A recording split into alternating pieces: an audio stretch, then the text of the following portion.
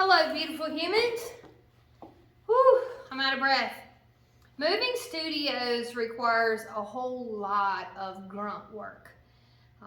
It's amazing to have help, and I've had tremendous help getting this move done in a matter of about 10 days. But ultimately, it's up to me to get the small details and the organization planned out for the whole studio because it's my space.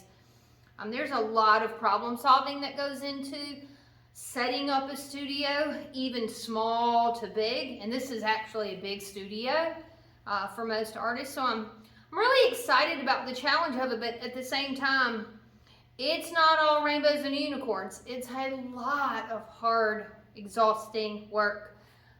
Today I'm working on painting just a black coat on a piece of foam board, and it's the initial preps of getting the painting wall ready to go because it's going to be filler in between those slats. And then I'm going to be painting over the murals. They're not mine, they're old.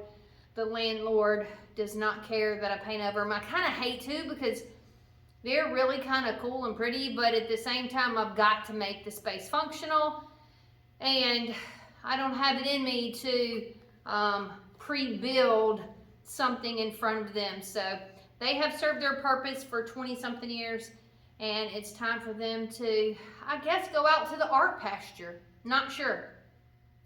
But I am super excited about that wall. But in the meantime, there's a lot of grunt work that still has to be done.